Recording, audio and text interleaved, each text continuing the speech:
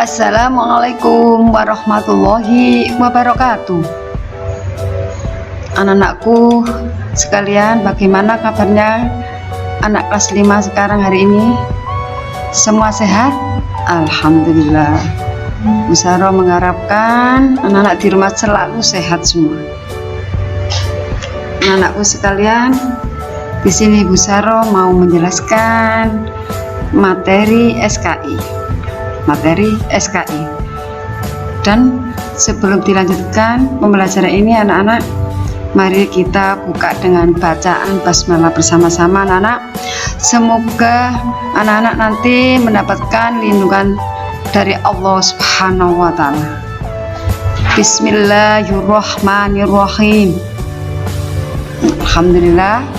Baik anak-anak, selanjutnya di sini Bu Saro mau melanjutkan pelajaran SKI. Tolong anak-anak dibuka SKI halaman 14 bab 2. SKI halaman 14 bab 2. Dan anak, kalau sudah di sini yaitu tentang mempertahankan kota Madinah.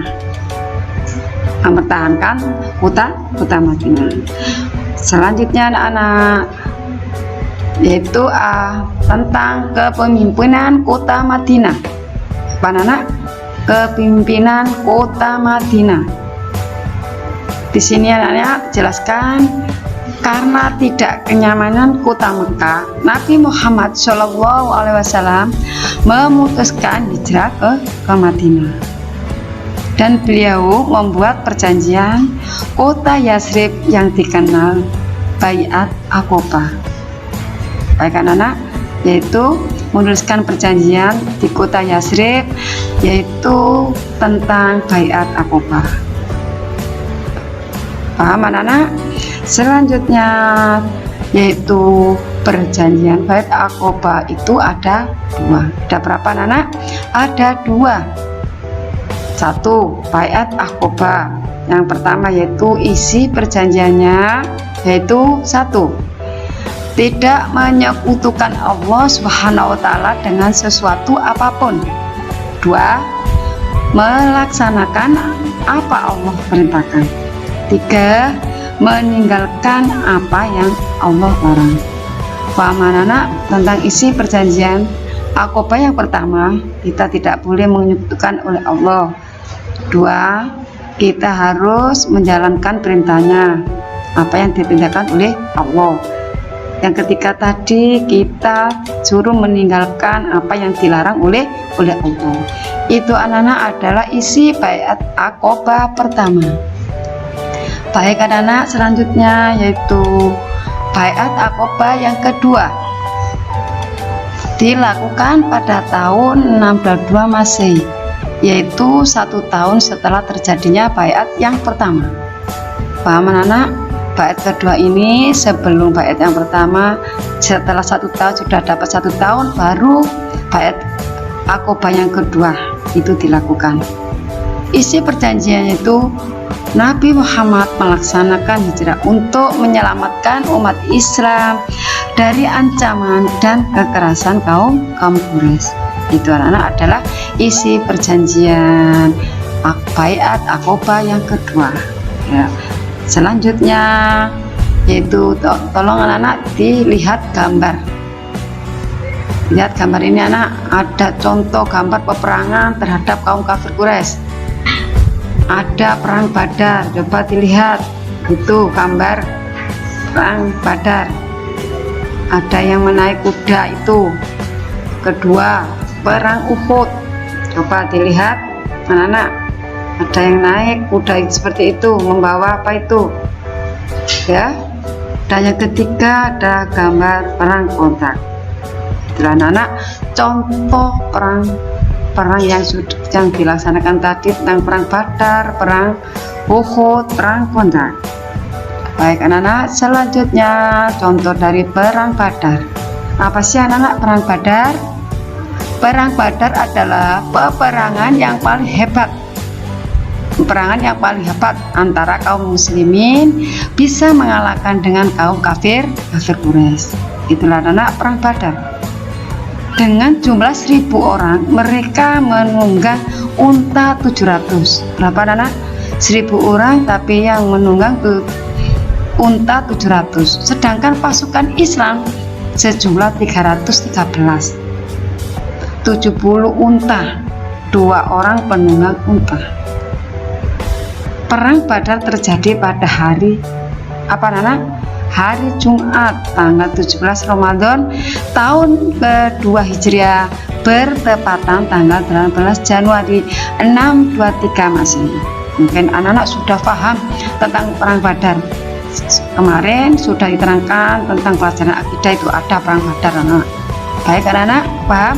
Selanjutnya sebab-sebab terjadinya perang Badar. 1. Umat Islam meninggalkan harta bendanya di Mekah ke Madinah karena kekejaman kaum kafir Quraisy. 2. Kaum kafir Quraisy terus menerus mengganggu kaum muslimin. Nah, itulah anak sebab-sebab terjadinya perang Badar. Dengan adanya kekerasan kaum kafir Quraisy. Selanjutnya anak-anak, terjadinya perang Badar. Kaum muslimin dalam keadaan terancam, Allah menurunkan wahyu yang mengizinkan kaum muslimin untuk berperang. Itu adanya terjadinya perang Badar. Di sini ada dasar, yaitu Al-Quran, firman Allah yang berbunyi anak. Coba didengarkan, dibacakan Bu Saro. Enak ya? Coba dilihat bukunya betul-betul. A'udzu billahi minasyaitonir rajim. Bismillahirrahmanirrahim. Udinal lilladzina yuqataluna bi annahum zulimu wa innallaha ala nasrihim laqadir. Itu anak-anak yang artinya diizinkan atau berperang bagi orang-orang yang diperangi karena sesungguhnya mereka didolimi dan sungguh Allah Maha Kuasa menolong mereka itu. Quran surat Al-Hajj. Itulah anak-anak mungkin diizinkan oleh Allah untuk berperang ya nak, betul-betul ada perang Badar. Ini dari surat Quran surat Al-Hajj. Baik anak-anak sudah paham tentang dasarnya perang Badar? Alhamdulillah. Baik anak-anak, selanjutnya yaitu perang Uhud. Perang Uhud adalah pertempuran yang pecah antara kaum muslimin dan kaum kafir Quraisy pada tanggal 22 Maret 625 Masehi atau 7 Syawal 3 Hijriah. Pertempuran ini terjadi kurang lebih setahun lebih seminggu. Setelah perang Badar, pasukan Islam berjumlah 700 orang, sedangkan pasukan berjumlah 3000 orang. Itu anak-anak pengertian dari perang Uhud.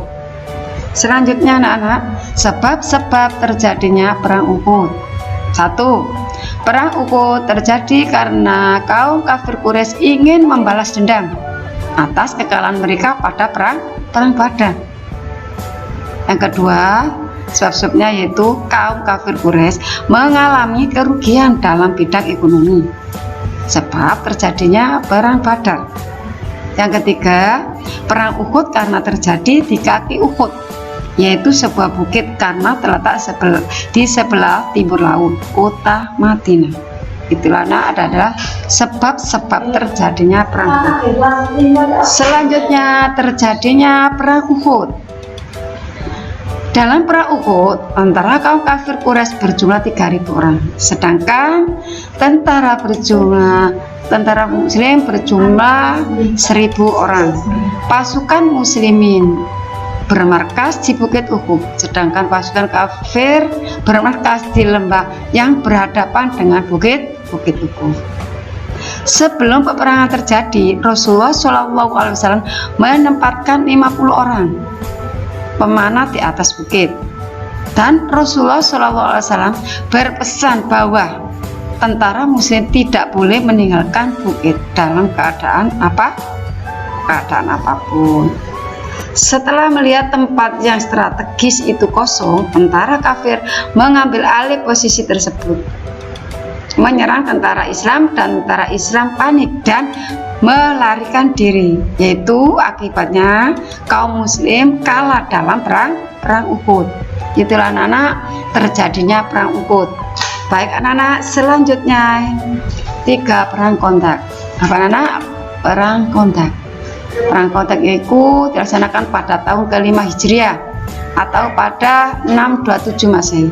Pasukan kafir Quraisy bermaksud menyerang kota Madinah. Apa anak? Bermaksud menyerang kota Madinah. Perang ini disebut sebagai pertempuran kontak, juga dikenal sebagai pertempuran Al-Ahzab dan pertempuran konfederasi.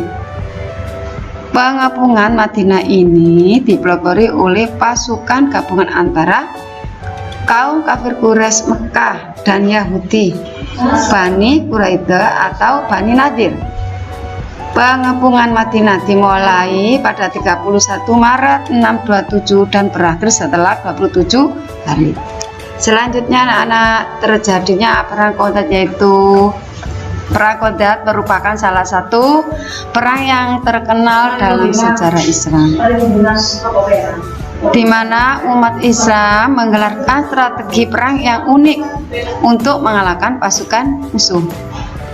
Peristiwa itu bermula setahun setelah perang Uhud pada tahun ke-5 Hijriah. Kaum di mana kafir menggalang kekuatan untuk menghancurkan kaum muslimin di Madinah.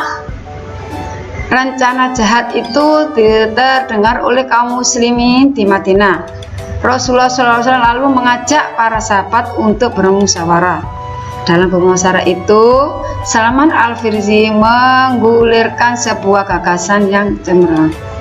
Ia mengusulkan agar umat muslim menggali parit di wilayah antara kota Madinah untuk menghubungkan antara kedua ujung arah Wahqin dan arah Al-Wahra. Dana itu adalah terjadinya perang kontak. Selanjutnya, sebelum kita tutup sini, Bu Sarah mengasih tugas, tolong anak-anak dilihat, kerjakan LKS SKI halaman 25 nomor 1 sampai 10. Jawabnya di LKS langsung dikerjakan di LKS, nanti dikumpulkan di wali kelasnya masing-masing. Paham anak?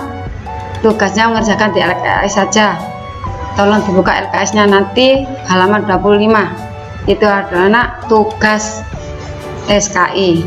Ya, di sini sebelum Bu Saro akhiri, pesan Bu Saro di rumah tetap semangat mengerjakan soal ya, dan anak-anak di rumah tetap melaksanakan 5 waktu, yaitu kewajibannya sholat 5 waktu, anak-anak gak boleh tinggalkan. Dan jangan lupa sholat sunahnya duha.